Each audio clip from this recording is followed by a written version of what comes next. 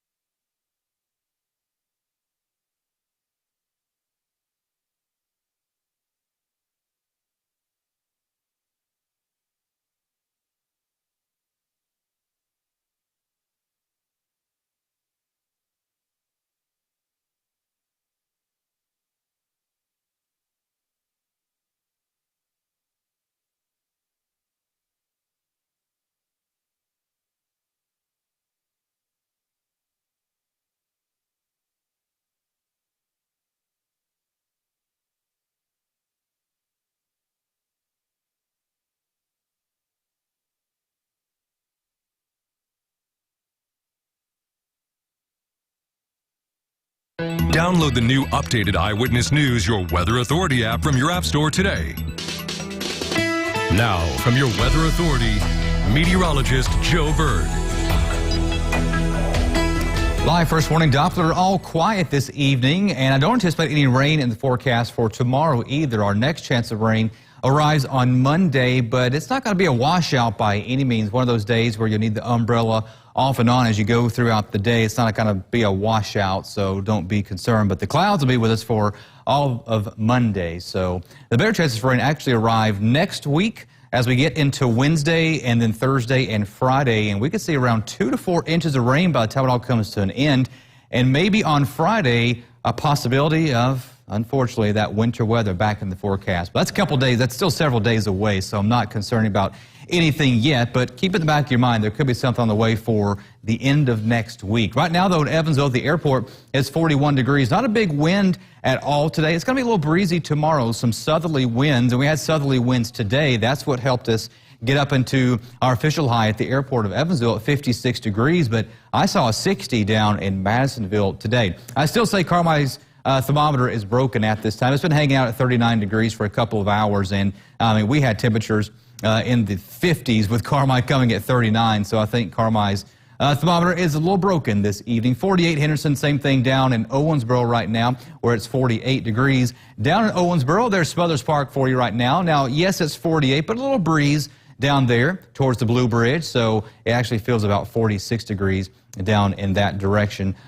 South of the Ohio River, Fairfield right now is at 45. Storm tracker, really not much to see. You see some clouds here to the north of I-64, some over in southern Illinois towards Wayne County, and down here, down towards Hopkins County, a few clouds, but kind of broaden things out for you. You can really see there's not that much cloud coverage to talk about, at least in our region. So I'm going to call for a mix of sun and clouds for tomorrow. Sunshine at times and a little cloud coverage for tomorrow. So future tracker, as you see here, does have us dawning tomorrow with some sunshine throughout the day and through the afternoon as well. And it's going to be a little breezy tomorrow, some southerly winds at around 10 miles per hour. So it's going to help us get into the upper 50s too. I wouldn't doubt if down towards Hopkins County, as I just mentioned, especially down there along the West Kentucky Parkway, maybe some lower 60s for tomorrow afternoon. As we get into tomorrow evening, a few clouds still with us, but again, we're staying dry. No big cloud coverage for tomorrow. So tomorrow night, the clouds do begin to move in, and that will let the temperatures kind of level off overnight to about 50 degrees for our overnight lows. That's not bad by any means, but Monday does look to be very cloudy. I think most, if not all of us, will start the day on Monday dry. But as we get to late morning in the afternoon, that's when a few clouds, or a few showers rather, will begin to increase, just isolated to scattered in nature, and then ending by Monday evening. But we are going to stay cloudy from start to finish. It'll be pretty windy on Monday as well. Our sustained winds on Monday will be about 15 miles per hour with afternoon highs down into the lower 60s. The clouds somewhat move on out of here for our Monday night into our Tuesday. Tuesday looks to start partly cloudy and isolated showers as we get into later in the day on Tuesday as the clouds begin to increase once again, because that's setting us up for our next system Wednesday, Thursday, and Friday. And again, that's going to bring a good deal of rain with it. Again, about 2 to 4 inches of rain possible by the time that all comes to an end. No rain tonight, though, just some variable clouds. Will be overnight lows in the upper 30s to lower 40s, so no concern for freezing for tonight. A mix of sun and clouds for tomorrow, breezy and mild. Normal temperature, by the way, this time of year for Evansville is 43 degrees. So you can see we're going to be well above that tomorrow with highs in the upper 50s to lower 60s. 60s on Monday, scattered showers throughout the day. Again, better chances will be late morning and into the afternoon, diminishing by late in the day on Monday. Windy on Tuesday as well. A cold front comes on through Monday evening, so highs only in the lower 50s on Monday, but still, again, above average for this time of the year. Then we start rebounding with temperatures in the upper 50s on Wednesday. But unfortunately, that's a good deal of rain. And yes, right now it does look to just be rain on Wednesday into Thursday and into Friday. But notice what happens Thursday night to Friday. We get very close to freezing, close to 40 on Friday. So it looks like it still be a rain, but just a cold rain. But if that moisture hangs around long enough and we get a little bit cooler than what you see there, it could begin to become a little freezing rain, maybe even some snow. But again, that's several days away, so we'll keep you updated with how things look. Well, the Super Bowl, it's on Sunday. Players will play with a uniquely shaped ball, as you all well know, called a football. Did you know the unusual shape of a football allows it to jump from a spin to a stand? Our science guy Jason Lindsay explains the science behind that football spin.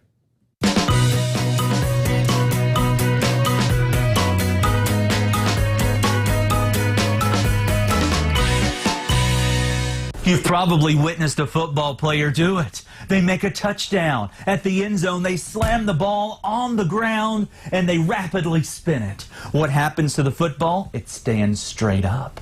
There's some science behind the experiment, an experiment the football player most likely had no clue they were doing. Let's try. Watch closely. 3, 2, 1. Notice how it stands up. The science is simple. Take a closer look at my football here. A football has two axes, a short one and a long one. The long one runs from pointy end to pointy end, and the short one runs from side to side. Here's the bottom line. Objects with axes of different lengths are most stable when spun around the largest axis. So when you spin a football like this as fast as you can, it stands up. For Hooked on Science, I'm Jason Lindsay. Go to TriStateHomepage.com, click on Hooked on Science for that experiments and others that might get you hooked on science. And I don't watch football, so I'm lost. That's a timely one. Thanks, Joe. Still ahead tonight on Eyewitness News, Virginia's governor tonight remains in his post after a controversy and several requests for him to step down. Plus, girls' sectional championships were on the line tonight in high school basketball. We'll have the highlights for you coming up. Stay with us.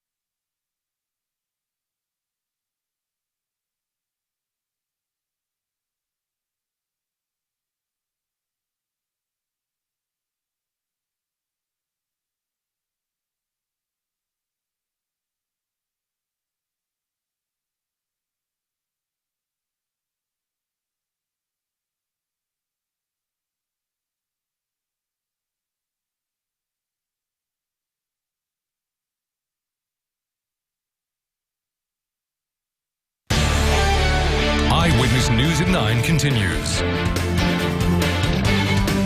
The governor of Virginia tonight holding onto his post despite several calls for him to step down. That after apologizing for a picture in a 1984 school yearbook. But tonight, he's changing his story. Omar Jimenez with the story.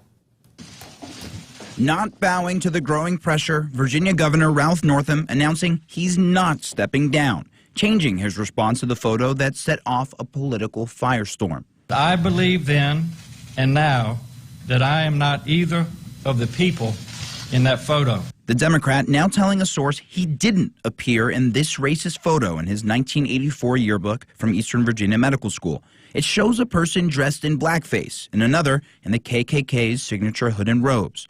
Northam told the source he didn't even remember the photo being taken. I finally had a chance to sit down and look at the photograph in detail.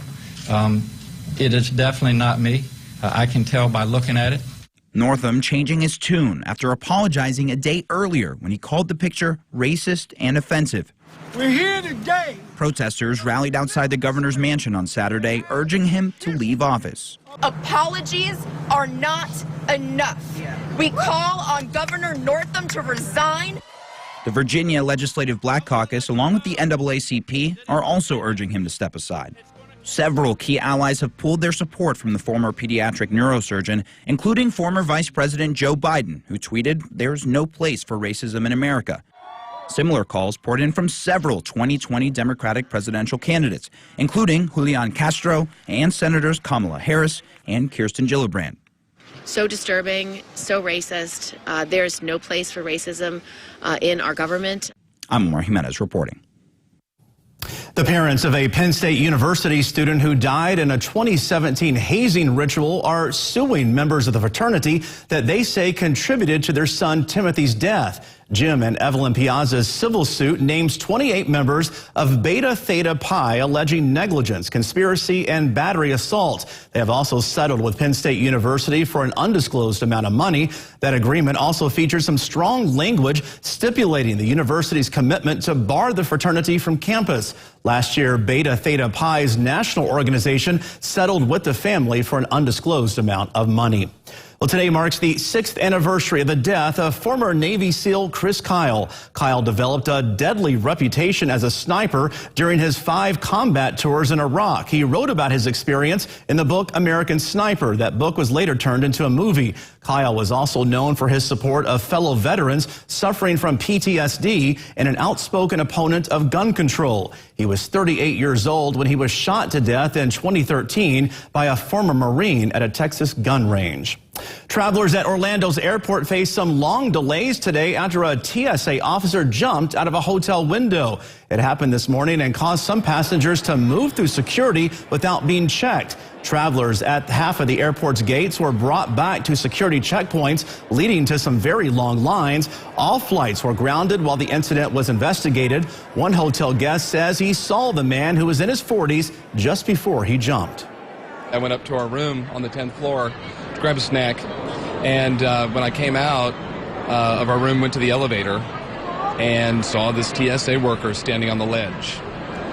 And at first I thought it was weird, and then I thought maybe, you can see all of security from down here, and so maybe he's observing something, I don't know. And I didn't say anything to him.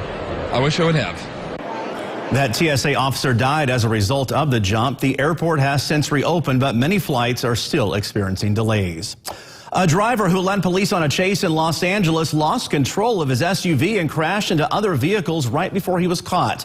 The chase began when that driver ran a red light. Police began following the vehicle through a major intersection. Yet the SUV collided with another vehicle, causing a chain reaction crash. At least 3 other vehicles were involved. The suspect remained sitting in the SUV for 20 minutes as law enforcement worked that scene. He then climbed out of a passenger window and police then took him into custody.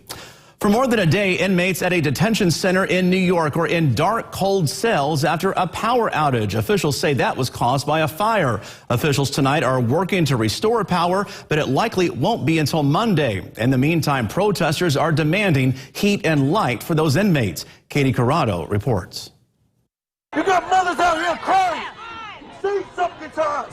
A heated protest outside MDC demanding to know why inmates inside are freezing, reportedly stuck in cold, dark cells for days. These are our families in here. These are our families in here. The problem began with a fire last Sunday. Elected officials who toured the facility today say some prisoners still have no heat. Others have too much. Some haven't showered in days, many receiving no medical attention. No one, they say, has electricity or telephones to communicate with loved ones. The warden and the people who are there have no sense of emergency. The only probably way they would have cared is if it was filled with white preppy students who were in there. And I'm going to keep it real about that. We're actually fixing the situation right now as we speak. We got electricians working around the clock. That's what the union president told us. But Congressman Jerry Nadler says the warden actually allowed contractors to leave at 2:30 when they reportedly ran out of materials. He says talks with prison officials went nowhere. They are so eager to solve this condition that the contractors have left for the day and won't be back till Monday. Councilmember Jamani Williams says the city's offer to help fell on deaf ears. The city of New York tried to give generators, tried to give blankets. The warden has not accepted it. We asked him, why are you not accepting the blankets? He said, well, you know what? It's emergency. Maybe we will. And the utility company says the electrical issues are in the prison and they are internal and they are ready to reconnect the power once the repairs are finished. Still ahead tonight on Eyewitness News, protest after a drag queen story hour in Pennsylvania. We'll have the details coming up.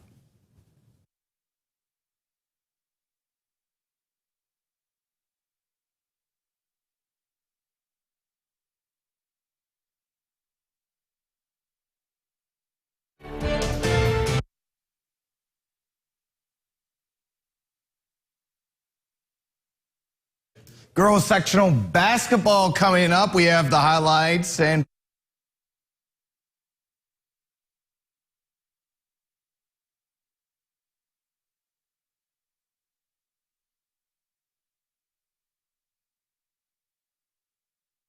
he has a lot of moments where he has brilliant ideas. Yeah.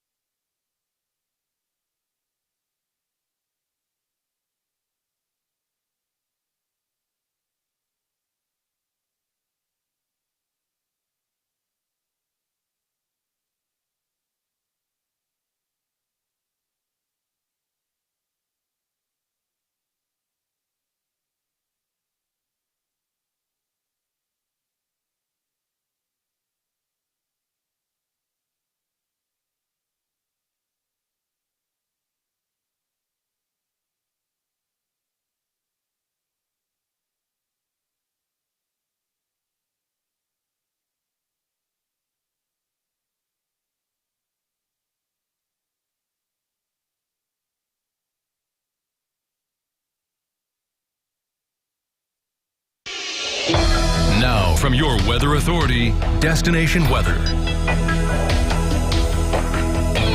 Not that it was cold today by any means, but I know some folks don't like winter, but winter actually really does suppress any kind of storm systems, and so that's why we've been overall storm-free across much of the nation for, well, all winter long. There's been some severe weather here and there, but nothing for us. So the severe risk map for tomorrow, you can see everything is very quiet across the Great 48. A little there, the shade of green towards Denver just means maybe isolated chance for a thunder shower.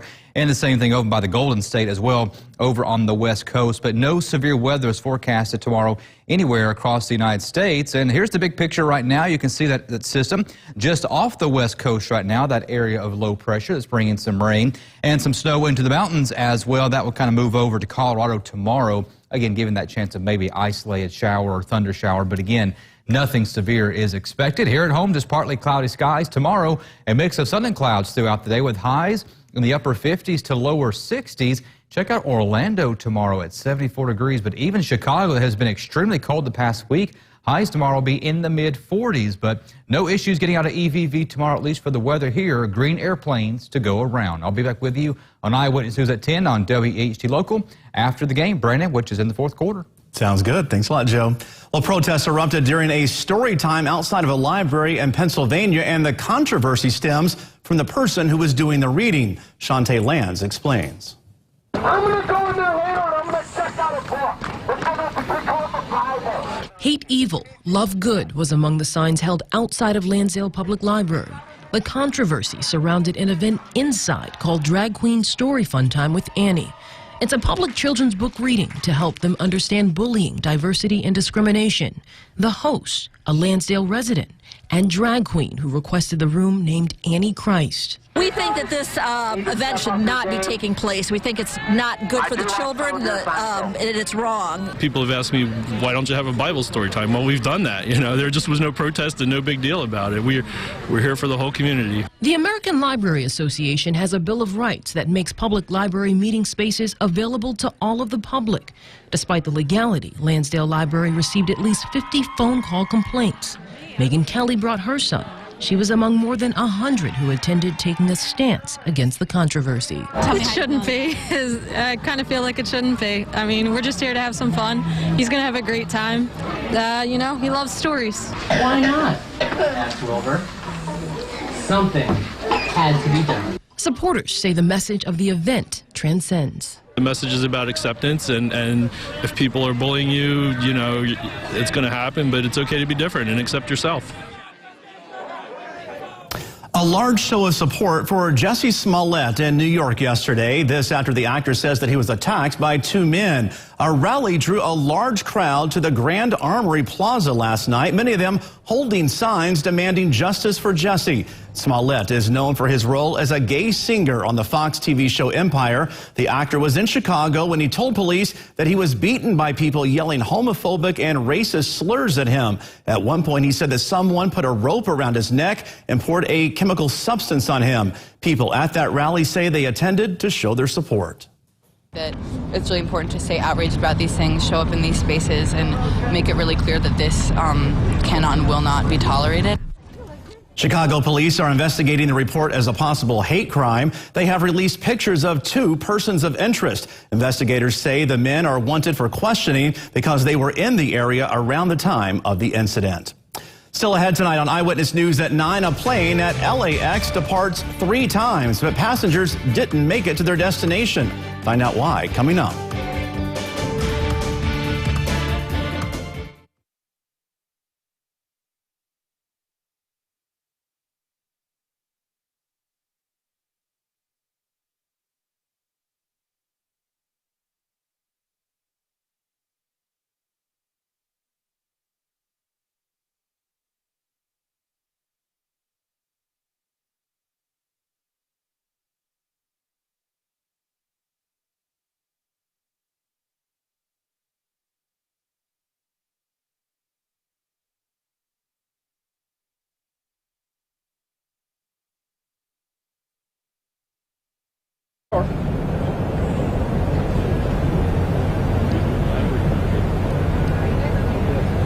Okay, all right, guys, let's go. Good, we're ready.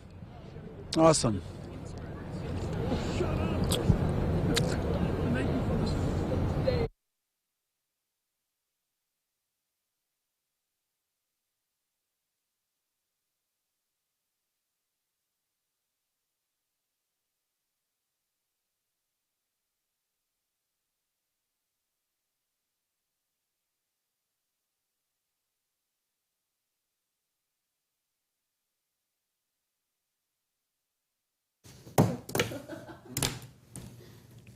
Yes.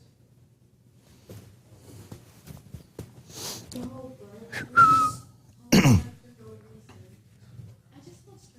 it was. 1 minute.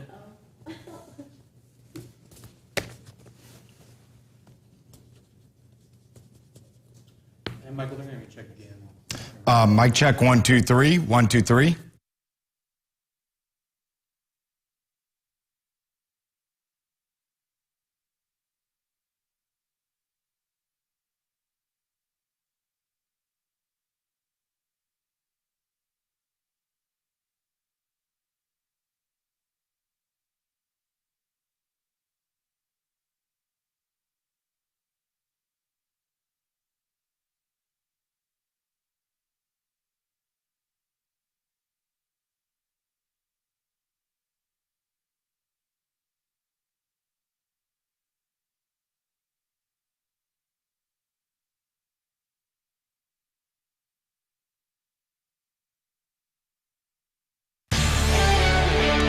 Eyewitness News at 9 continues.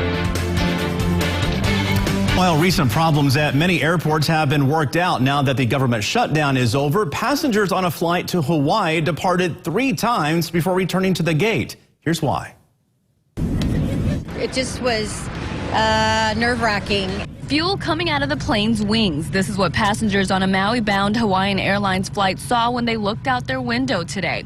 It was the 3rd time they pushed off for departure at LAX, and soon after that, it would be the 3rd time they would return to their gate. I was really anxious just because I was really nervous. It was making a lot of weird sounds, and the captain, they weren't really giving us a lot of information. The Stradleys have been at the airport since 7 in the morning. Their plane was scheduled to leave at 9, but nearly 12 hours later, they're right back to where they started. A lot of us are missing our hotels in Maui right now and connecting flights. A lot of people are really upset. One lady got kicked off because she was upset. She was like throwing a fit and they kicked her off. We reached out to Hawaiian Airlines. They say due to separate and unrelated faults with different systems, the flight returned to LAX 3 times after pushing back for departure. We understand our guests' disappointment and deeply regret their travel plans were disrupted. Another Hawaiian Airlines flight was also delayed for hours due to mechanical issues. Flight 10 left from Honolulu and was headed to LAX. I'm feeling very tired, of course. It's been a long day full of delays. But Brenda Baldo still made it in time to catch her connection to Orlando, whereas the Stradleys, they're headed to a hotel for the night and will be back at LAX in the morning. And still ahead tonight on Eyewitness News at 9, who's going to win the big game tomorrow? We'll have those predictions for you when we come back.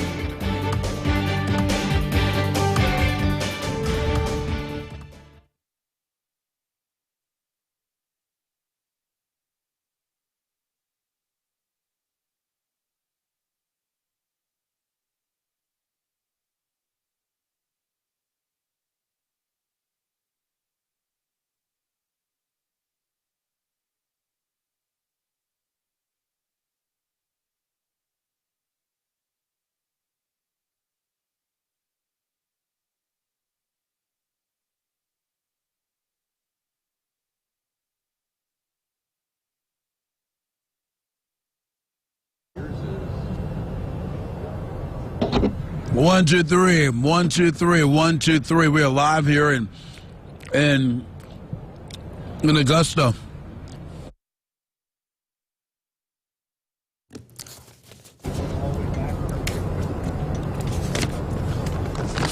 Hey, Anthony, it's Michael.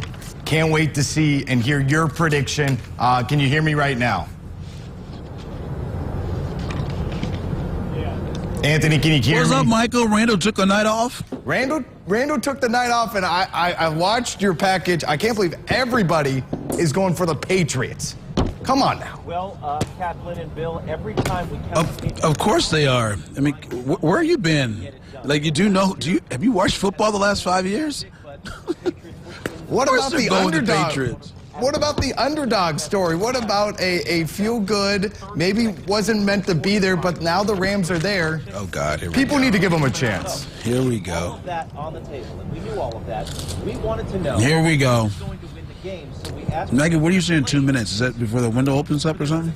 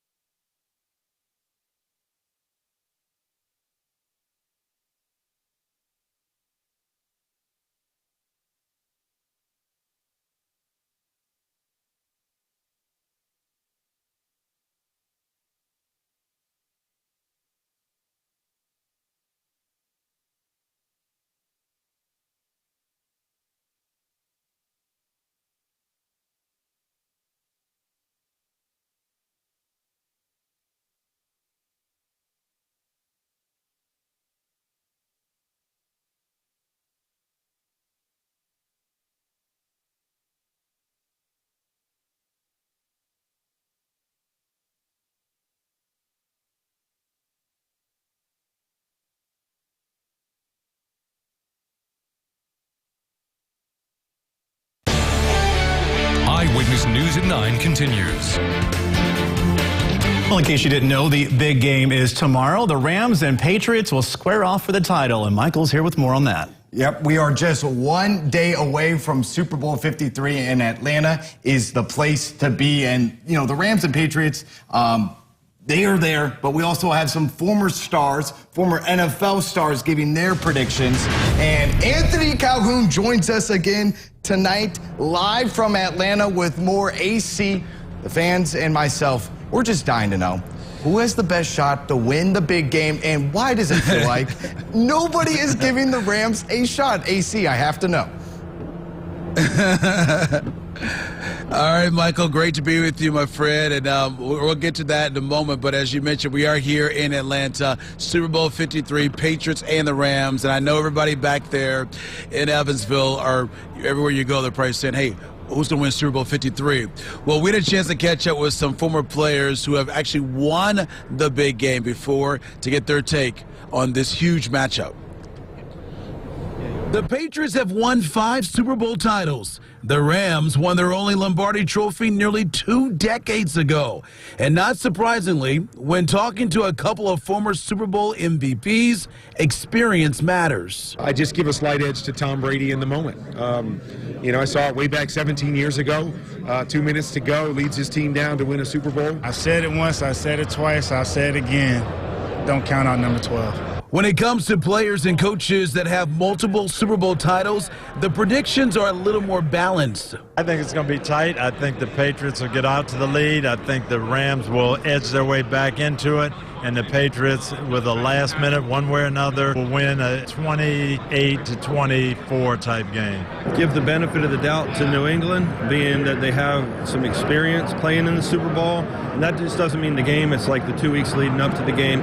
But LA is pretty talented. It's almost a pick-em game for me because the Rams have everything they need to give the Patriots a fit. A couple of Reggies who also have Super Bowl titles weighed in, and it's back to Belichick, Brady, and their bunch. I think the Patriots are going to win on Sunday. Nobody executes better than the Patriots. I think it falls in the Patriots, you know, falls to them. I do think experience matters. All right, so Michael, here's the deal. I know I've been with you guys throughout the week here covering the Super Bowl, and now I'm going to give you my prediction, my friend. I am going to go with the Patriots. I'm sorry, I think the Patriots are going to get it done. I think they're going to win in dominating fashion as well. They beat the Rams here tomorrow night in Super Bowl 53. Michael? Well, thanks, AC, and it's a little sad that you're not rooting for the underdog, the Rams, but thank you for all of your coverage that you have been doing at Atlanta. Thank you so much. And we have more sports news to talk about. Yeah, and thank you, AC, for joining us, giving us all that Super Bowl coverage. But USI, tough challenge against #1 Belmont. Are they able to get the upset? But we also have some sectional basketball. High school girls hit the hardwood, and we got a couple of title winners coming your way. Basketball highlights. It's all coming up next in sports.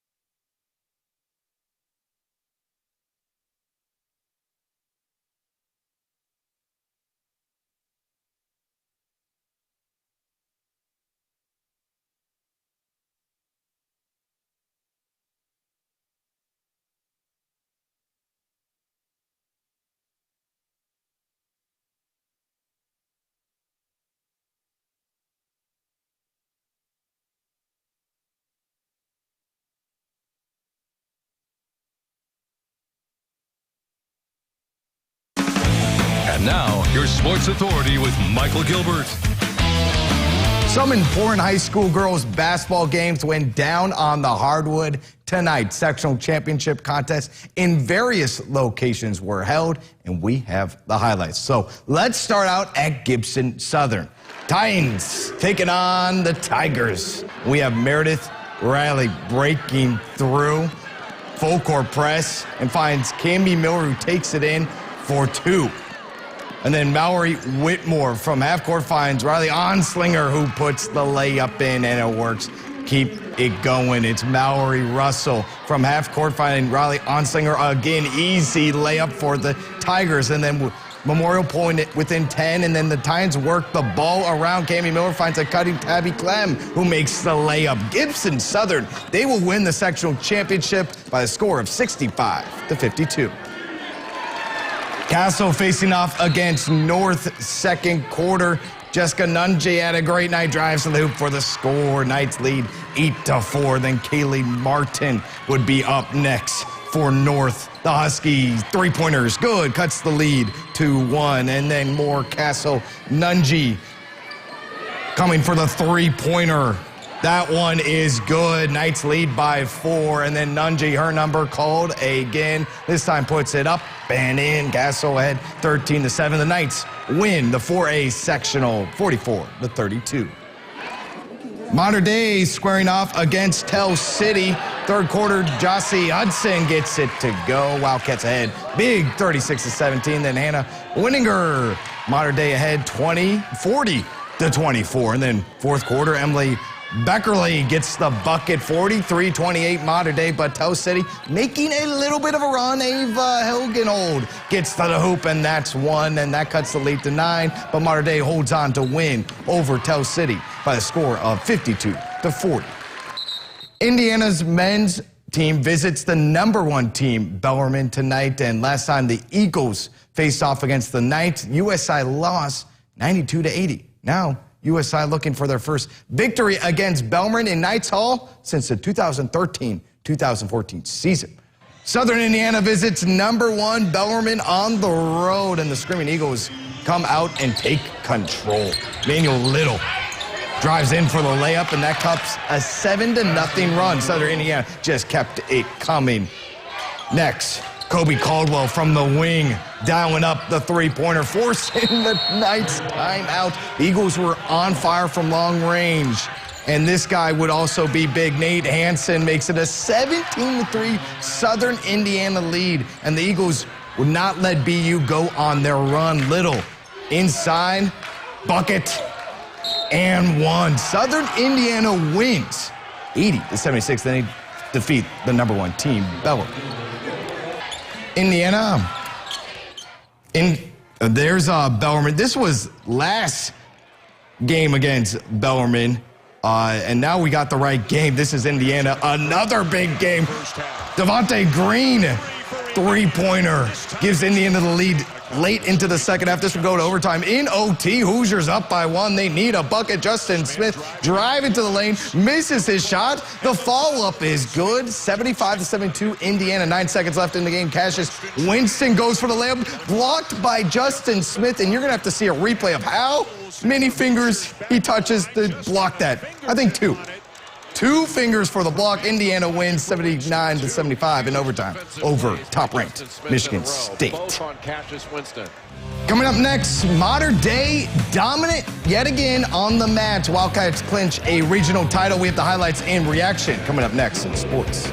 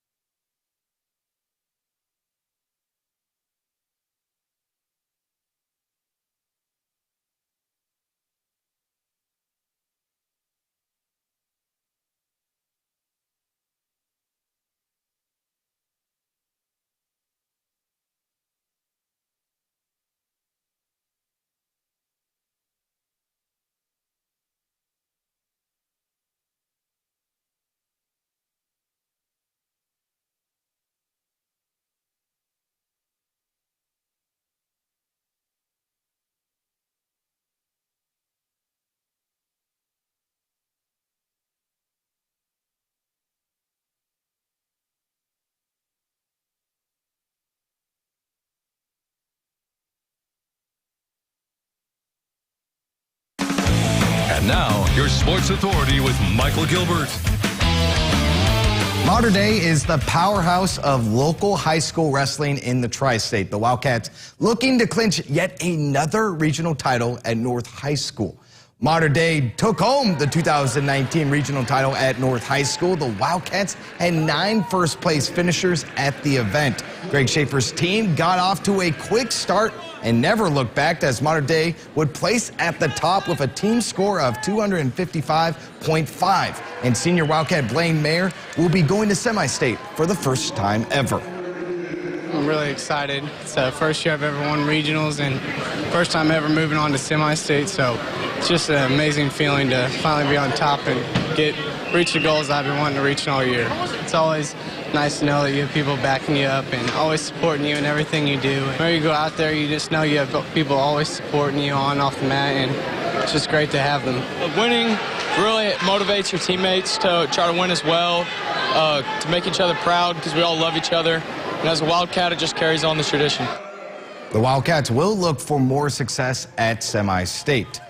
Big home contest for the Purple Aces as Evansville looks to snap a 4-game losing streak, their longest of the season. And Walter McCarty's team didn't have the greatest first half, but they were ready for the second.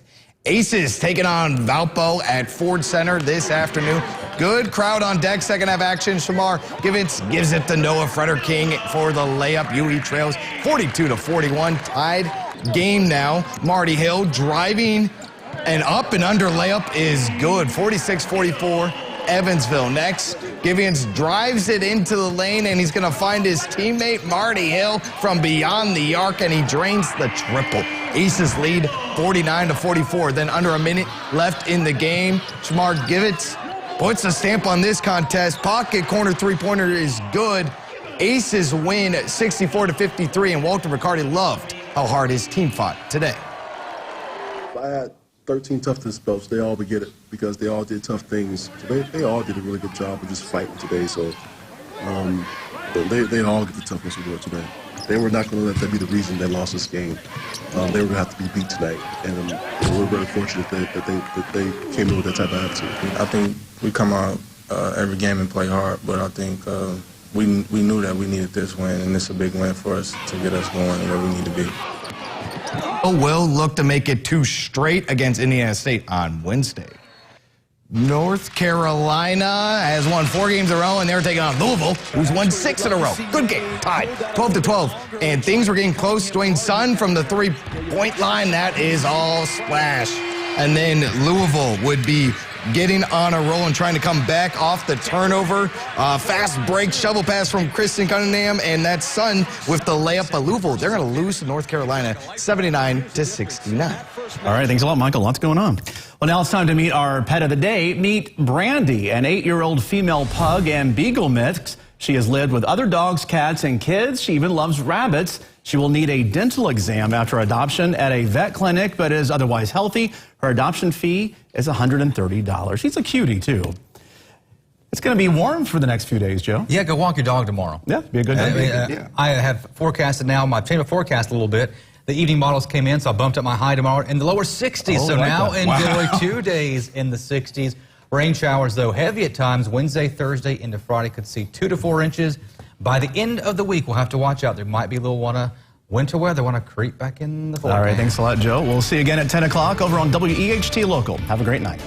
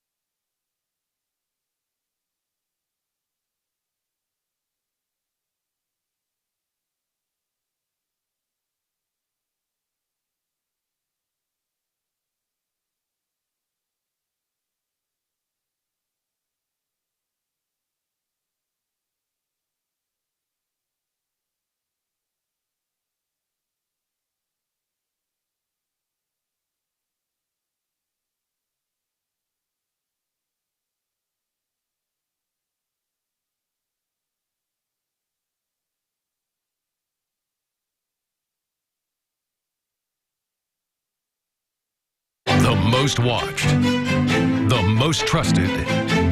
Eyewitness News, everywhere you are. Now, from Eyewitness News, your weather authority. Forecast first. We started off the day a little cloudy, but the skies really cleared up, gave us a good dose of sunshine with highs today in the mid to upper 50s, and we're still fairly clear this evening, just partly cloudy skies with us right now.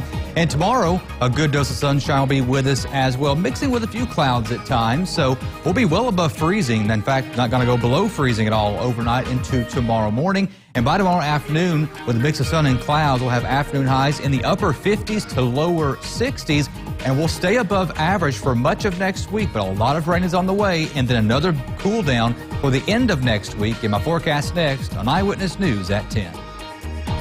Live from WEHT Local, this is Eyewitness News at 10 in high definition.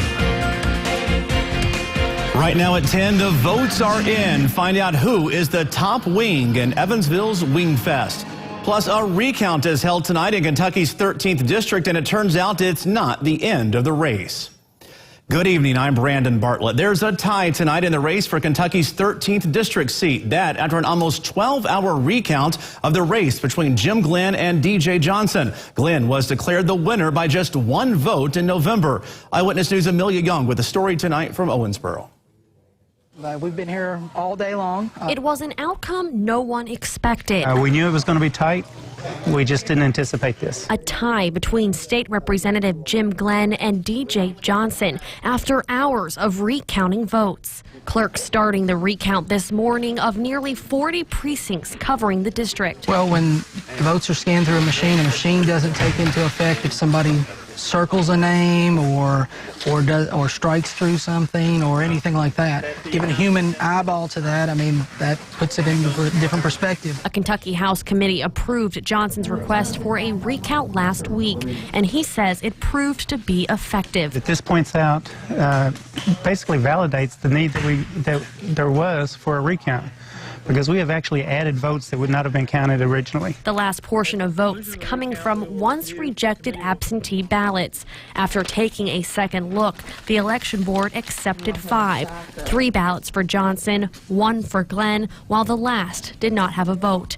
A report will now go to the House on Monday. They will handle that from this point forward. My understanding is if the House accepts the report from them, at some point there will have to be a coin toss. That's my understanding, but you know, that's up to them. Johnson, ecstatic of the news. I did not anticipate a tie whatsoever. It was not something that I even thought about. I spoke to Jim Glenn immediately after the recount. He told me based on the standard electoral process, he won. In Owensboro, Amelia Young, Eyewitness News. 6 people were arrested yesterday in Evansville after sheriff's deputies served an arrest warrant. It happened in the area of North 1st Avenue and West Franklin Street. Deputies say they were there to serve an arrest warrant for Andrew Peterson, but found 5 more people also wanted by law enforcement. Some came out of the house on their own, but deputies say that one person was found hiding under a couch. Another was found hiding behind the chimney in the attic. All were taken to the Vanderburgh County Jail. A Henderson man is in jail tonight facing charges of kidnapping. Henderson police arrested Justin Sutton for a domestic disturbance that occurred on Thursday. He is currently in the Henderson County Jail. Sutton is facing multiple charges, including kidnapping, assault, and intimidating. A new donut shop with a classic twist opened today in downtown Evansville. Parlor Donuts teamed up with Comfort by Cross-Eyed Cricket to create made-to-order donuts. The menu features several items from donuts to lunch sandwiches. The owner says the goal is to create a classic parlor with big city feels. I've been here since 6:30, just non-stop, the line out the door, and we literally just put it out on Facebook. So I'm really honored and humbled by it. It's really cool to see that downtown, the life is really growing, and we're so blessed to be a part of that. And the new quick grab-and-go service will also have vegan and gluten-free options.